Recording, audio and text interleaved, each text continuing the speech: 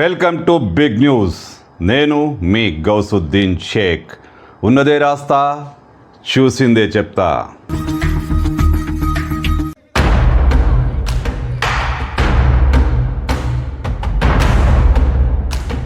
ఊర్లో స్వేచ్ఛగా తిరుగుతున్న పెద్ద పులి. అటవీ శాఖ అధికారులు ఎక్కడున్నారంటే బోనులో ఉన్నారు. ఎస్, ఇది నిజంగా నిజం.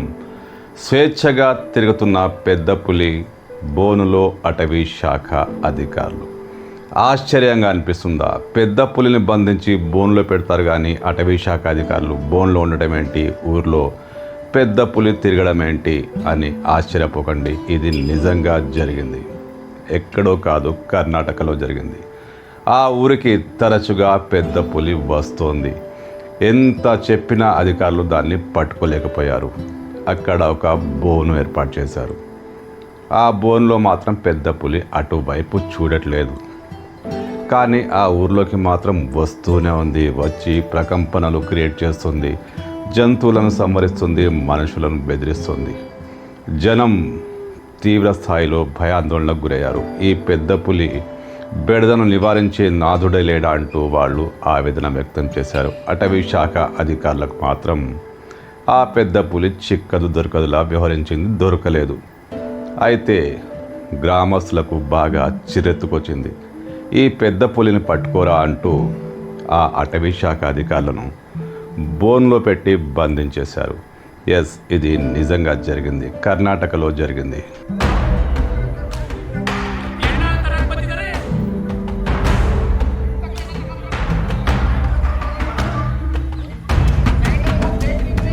కర్ణాటకలోని చామరాజ్నగర్ జిల్లా బొమ్మలాపురం గ్రామంలో పరిస్థితి ఇది.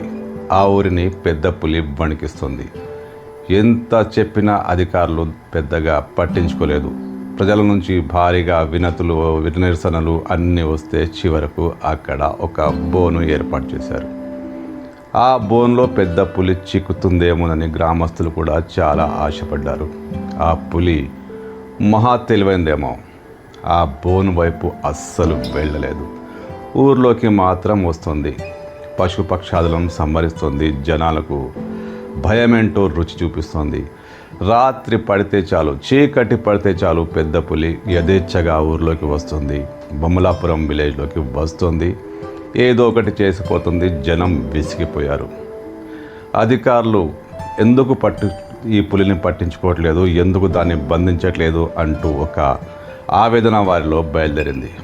ఈ నేపథ్యంలో ఓ అటవీ శాఖ అధికారి తన సిబ్బందిని తీసుకొని బొమ్మలాపురం గ్రామానికి వచ్చాడు. పులి జాడ కనుక్కునేందుకు వాళ్ళు ప్రయత్నిస్తున్నారు. కానీ అప్పటికే గ్రామస్తుల్లో ఆగ్రహం కట్టలు తెచ్చుకుంది. ఎందుకు పులిని పట్టించుకోవట్లేదు, ఎందుకు మీరు బంధించలేకపోతున్నారంటూ గ్రామస్తులు ఆ అటవీ శాఖ అధికారులను నిలదీశారు. వాళ్ళ మధ్య వాగులాట జరిగింది, వాగ్వివాదం జరిగింది. గ్రామస్తులు రెచ్చిపోయారు. వారందరినీ పట్టుకొని ఆ పులి కోసం ఏర్పాటు చేసిన బోన్లోకి తోసేసి బయట నుంచి లాక్ చేశారు. కొన్ని గంటల పాటు ఆ అటవీ శాఖ అధికారులను ఆ బోన్లో బంధించారు. మా తప్పేం లేదు, ఆ పులి దొరకట్లేదు, మేమేం చేయాలి మొర్రో అంటూ అటవీ శాఖ అధికారులు ఎంత మొత్తుకున్నా వాళ్ళు పట్టించుకోలేదు. పులిని బంధిస్తామని ఖచ్చితమైన హామీ ఇస్తేనే బయటికి వదులుతామంటూ గ్రామస్తులు తెగేసి కూర్చున్నారు. ఈ నేపథ్యంలో ఆ అటవీ శాఖ అధికారులు ఏం చేస్తారు? ఖచ్చితంగా వారం రోజుల్లోనో 10 రోజుల్లోనో ఆ పులిని ఖచ్చితంగా బంధిస్తామంటూ నెత్తి నోరు మొత్తుకున్నారు. వాళ్ళను బ్రతిమాలుకున్నారు. అధికారులు ఎంత మొత్తుకున్నా చాలాసేపటి వరకు ఆ గ్రామస్తులు ఎవరు వాళ్ళ మాట వినలేదు. చివరికి ఖచ్చితంగా పులిని బంధించి తీరుతామంటూ ఆ అధికారి గ్రామస్తులకు హామీ ఇవ్వడంతో వాళ్ళు కనికరించి వారిని బయటికి వదిలేశారు.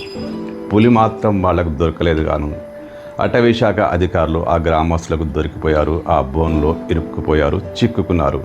చివరకు గ్రామస్తులు కనికరించి వాళ్ళని వదిలేస్తే బ్రతుకు జీవుడా అంటూ బయటికి వచ్చి తమ ప్రాంతాలకు వెళ్ళిపోయారు. మరి గ్రామస్తులో ఆ ఆవేదన అర్ధరహితం కాదు, సహేతుకమే.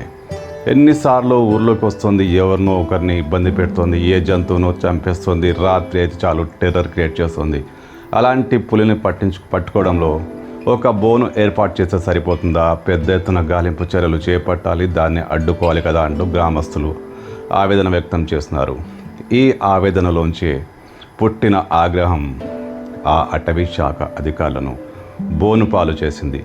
పులి మాత్రం యథేచ్ఛగా తిరుగుతోంది.